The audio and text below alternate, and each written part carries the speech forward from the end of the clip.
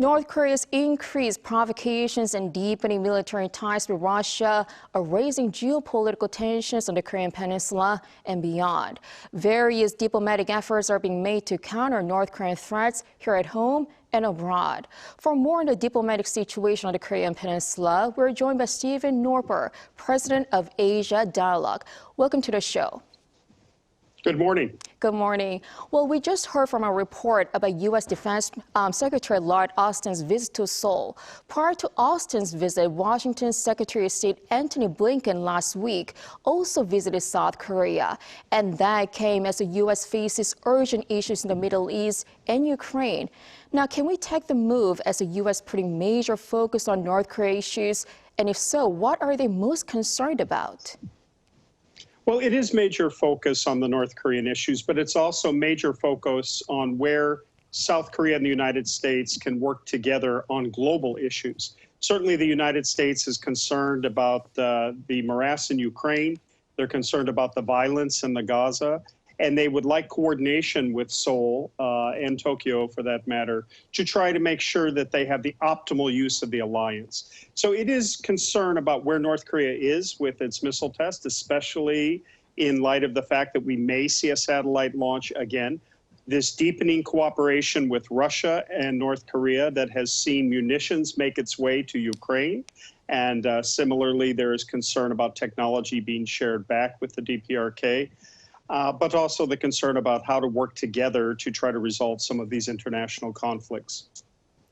Right. Now, there is a great deal of attention on a summit between U.S. President Joe Biden and Chinese President Xi Jinping on the sidelines of the upcoming APEC summit. Will the issue of North Korea be addressed? And if so, will the U.S. once again ask China to play a, quote, constructive role in the matter? Well, certainly it will be addressed in the same manner that we see the U.S. Secretary of State and Secretary of Defense in Seoul. Clearly at APEC, North Korea will be on many people's minds, as will other regional issues like Taiwan. The United States will have this historic meeting now with China, and Xi and Biden will talk about several issues of concern. The most important at the moment is that of the immediate security concern around what is happening in Gaza and the Israeli conflict with Hamas. And the United States will be reaching out to China in terms of cooperative view on that front. They will also be discussing Taiwan, no doubt, at China's behest. But clearly, North Korea will figure into the agenda of security items that the United States would like to see China cooperate on. And both the United States and South Korea do feel that China may have a vantage here that may help leverage against some of the concerns we see, especially by way of the DPRK-Russia cooperation angle that you mentioned. Right. Also on the sidelines of the APEC summit, President Yoon Suk-yeol could sit down with President Xi. While Seoul is ramping up joint efforts, defense efforts with the U.S. and Japan against North Korea, what is it that Seoul is specifically looking to achieve through cooperation with China when it comes to dealing with North Korea? Well, Seoul has historically looked to Beijing for cooperation on the management of peninsular issues in a Seoul-led process. They would like the support of China, which is such a significant economic and military ally with the DPRK.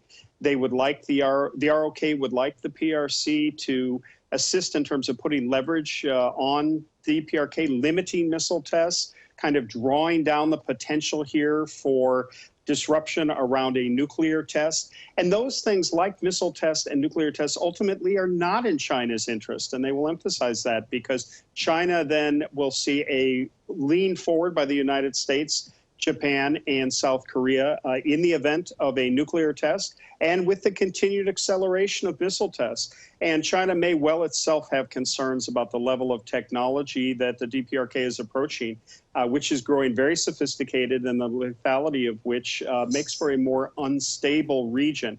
And that will affect China as well. China that's concerned about its own economy and some dwindling prospects there. A China that's concerned about the situation in Taiwan.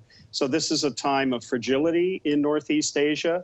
And trying to get China to cooperate, despite the difficulty in U.S.-China ties in recent years, is very important for both Seoul and ultimately Washington.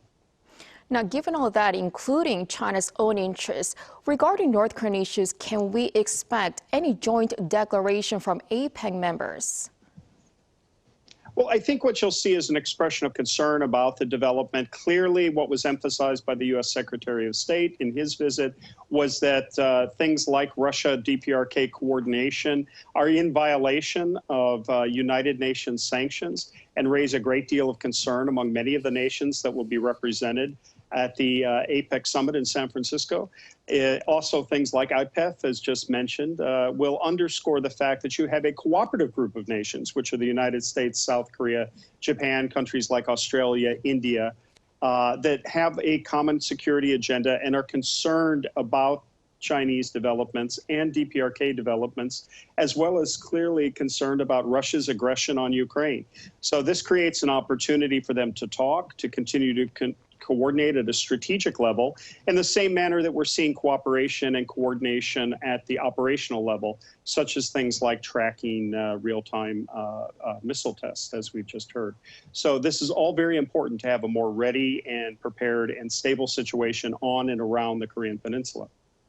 All right, Dr. Noerper, we will have to wrap it up here, but thank you so much for your insight this morning. Thank you, and aloha.